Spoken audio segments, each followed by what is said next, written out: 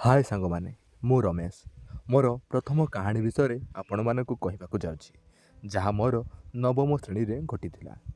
यही कहानीर नायिका मो पड़िशा घर खुड़ी नाटी तांकर असीमा देखा पूरा माधुरी दीक्षित भली डेंगा शरीर विशाल तुरा तोला परी नरम पछ ओसारिया भाग आउ तांको छाती पाखरे गोल गोल दुईटा जिनिस बहुत बड़ से क्यों काम देवी ठारू कम नुहंती। आसतु एबे कहानी उपरकू जिबा। खुड़ींकर बयस 35 वर्ष हो आउ मो बयस सेतेबेले 15 वर्ष। काका जड़े दोकानी तांकर दुईटी पुओ जड़े पंचम पढ़ुला आउ जड़े केवल वर्षकर होइतिला। मु ता सह खेलाखेली करिबा बाहानारे खुड़ी को नेत्रभोग करे आउ घरे आसी टिके हलई दिए। थरे खुड़ी मते डाकी कहले, रमु तमे टिके दोकान जीव आउ गोटे पप्पू बोतल नहीं आसीब। मु हाँ कहली आउ सकाळु बजार को जाई नहीं आसिली। दुई पहर समय मु खुड़ी को नहीं से बोतल को देली। खुड़ी मते टिके समय पुओ पाखरे रहिबाको कहले आउ से बोतल नहीं गाधुआ घर को चली गले। आउ किछि समय परे से बोतल नहीं कि आसिले। आश्चर्यर कथा से बोतल क्षीर रे भर्ती थिला आउ से मते बोतल दे कहले पुओ को पी दियो मु टिके रोसई घर आसुछि। मु हाँ कही तांको हाथरू बोतल नहीं पुओ को पीवाकू देली आउ खुड़ी चलीगले। मु देखिली पुओ अल्प पीवा परे आउ पीला नाही। मु भाविली क्षीर खराब लगुच बोधे। एया भाविकी मु टिके टेस्ट कली मते टिके लुणिया आउ मिठा लगिला। मु तापरे भाविली खुड़ी चीनी बदल रे लुण पकाई देइछंती। मु सीधा चलिली रोसई घर को आउ जहा देखिली निजको विश्वास करि पारली नाही। खुड़ी निजर छाती पाखरे थिबा गोल गोल दुईटा को जोरे दली दली दुहुंचंती आउ क्षीर सबू गोटे ग्लास रे रखुछंती। मु खुड़ी पाखक गली आउ खुड़ी मते देखी चमकी पड़िला परी हेले आउ संगे संगे तांको कपड़ा रे से दुईटा को पुरई देले। मु कहली, खुड़ी तमे क्षीर रे लुण पकाई देइछ, पुओ को भल लागुनी से खाउने। से कहले, नाई तो मु लुण की चीनी किछि पकेइनी आउ तमे केमिति जानिल। मु कहली, टिके टेस्ट करिकी देखिली आउ मते लुणिया लागिला। खुड़ी टिके लाज करी कहले, तमे से टेस्ट विषय किछि जानिन, सेटा सेमिति लागे। मु पचारिली, गाई क्षीर तो लुणिया लागेनी। से कहले, एटा गाई क्षीर नुहे, एटा हेउछि मो क्षीर, मणिष क्षीर एमिति लागे। हौ तमे पीच बोली काहाकू कहबनी। मु अजाणतरे खुड़ींकर क्षीर टिके टेस्ट करदेली। ए कथा भाबिला परे मो देह खाली झणझण होइगला आउ एपटे मोर अवस्था पूरा खराब होई मोर पूरा ठिया होइगला। मु कहली, खुड़ी तुमे पुओ को निजे धरिके खुआउन, ए ग्लास आउ बोतल रे काहींकी रखिछ। खुड़ी एमिति प्रश्न शुणे मते किछि समय अनेइले आउ कहिले, पुओ बेसी क्षीर खाउ नाही सेथिपाई मु या भितरे रखी देउछि। मु टिके बदमाशी करिबा बाहानारे पचारिली, तेबे क्षीर को एमिति दलिके काढुछ काहींकी?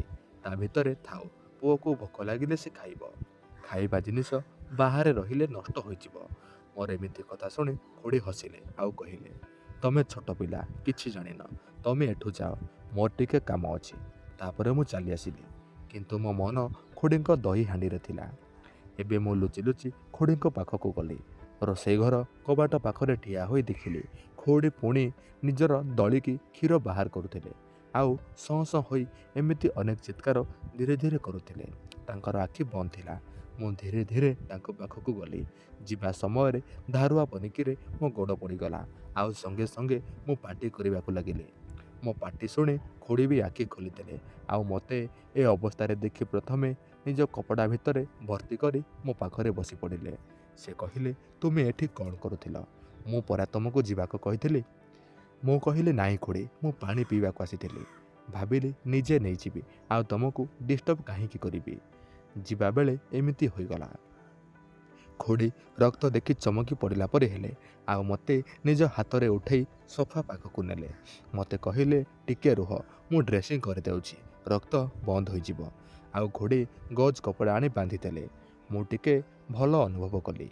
सेपटे खुड़ींकर हालत खराब होई सारिथिला। तांकर क्षीर बहिबा जमारू बंद होई नथिला, किंतु से ताकू कपड़ा भितरे पुरई देइथिले। एमिति होई तांको कपड़ा पूरा ओदा होई जाइथिला। मो नजर पड़ीगला सेठी। मु कहिली, खुड़ी तमे पूरा ओदा होई गलणी। खुड़ी जानी पारुथिले मो नजर ତାଙ୍କର ସେଇ ଛାତି ଉପରେ ପଡ଼ିଛି ବୋଲି। ସେ କହିଲେ, ମୋର ଏଇଠୁ ଏତେ କ୍ଷୀର ବହିଗଲା, ସବୁ ତମ ପାଇଁ। ହଉ ଯାହା ହେଲା ହେଲା, ମୁଁ ଗାଧୁଆ ଘରକୁ ଯାଉଛି, ବଦଳେଇକି ଆସିବି। ମୁଁ କହିଲି, ଖୁଡ଼ି ଗୋଟେ କଥା ପଚାରିବି କହିବ? ଖୁଡ଼ି ହଁ କହିଲେ। ମୁଁ କହିଲି, ତମେ ତମର ଟିକେ ଦଳିଆ ବେଳେ ଏମିତି ଚିତ୍କାର କାହିଁକି କରୁଥିଲ? ସେ ଏବେ ଜାଣିଗଲେ ମୁଁ ପୁରା ଗରମ ହେଲିଣି।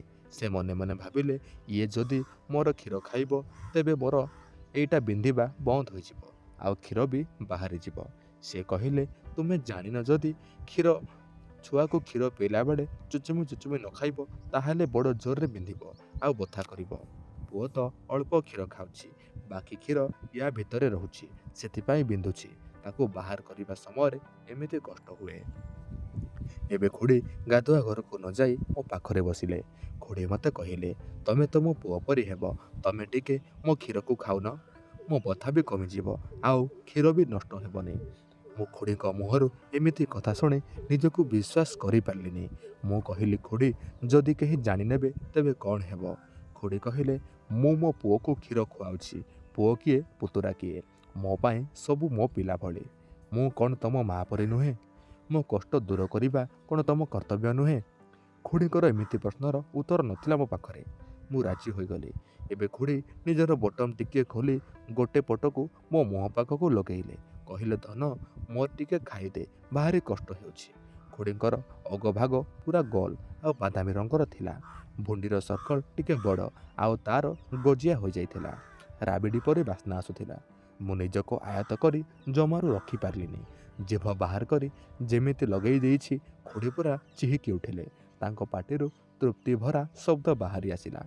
ଆଉ ସେ ମୋ ମୁଣ୍ଡକୁ ଜାବୁଡ଼ି ଧରି ଫୁଲ୍ ଜୋସ୍ରେ କହିଲେ, ପିଇଯା, ସବୁକିଛି ତୋର। ତାପରେ ମୁଁ ଖାଇବା ଆରମ୍ଭ କରେ। ଆଉ ତାପରେ ସତେ ଯେମିତି ଅମୃତ ବହି ଚାଲିଛି, ମୁଁ ସେମିତି ଅନୁଭବ କଲି। ଆଉ ଖୁଡ଼ି ମୋ ଚୁଟିକୁ ରଗଡ଼ୁଥାନ୍ତି।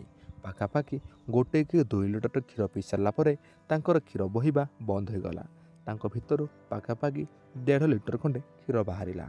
ଏବେ ସେ କହିଲେ, ଗୋଟେ ପଟ ବିନ୍ଧିବା କମିଲା, ଆଉ ଗୋଟେ ମୁଁ ନିଜେ କାଢ଼ି ଦେଇଥିଲି।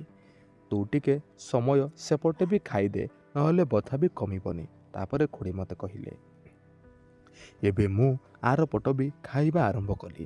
ଖୁଡ଼ି ତାଙ୍କର ଆର ପଟକୁ କପଡ଼ାରେ ପୂରେଇ ନଥିଲେ। ୟାର ସୁଯୋଗ ନେଇ ମୁଁ ମୋ ହାତରେ ଖୁଡ଼ିଙ୍କର ସେଇ ଆର ପଟକୁ ଜୋରରେ ତଳିଦେଲି। ଖୁଡ଼ି ଚିତ୍କାର କରି ଉଠିଲେ ଆଉ ମୋତେ କହିଲେ, ଟିକେ ଆସ୍ତେ ଦଳ, ମୁଁ ବି ଏପଟେ ମଜା ନେଉଥାଏ। ଏବେ 10 ମିନିଟ୍ ଖାଇବା ପରେ ଖୁଡ଼ି କହିଲେ, ଥାଉ ଆଉ ଖାଆନା, ସରିଗଲା କହି କାକା ଦୋକାନରୁ ଆସିବାର ସମୟ ହୋଇଗଲା। ସେ କଥା ମୋତେ କହିଲେ, ତୁ ଏଥର ଘରକୁ ଯା, ସନ୍ଧ୍ୟାବେଳେ ଆସିବୁ ବୋଲି ଖୁଡ଼ି ମୋତେ କହିଲେ। ପୁଣି କ୍ଷୀର ହୋଇଯାଇଥିବ, ଆସିଲେ ଖାଇବୁ।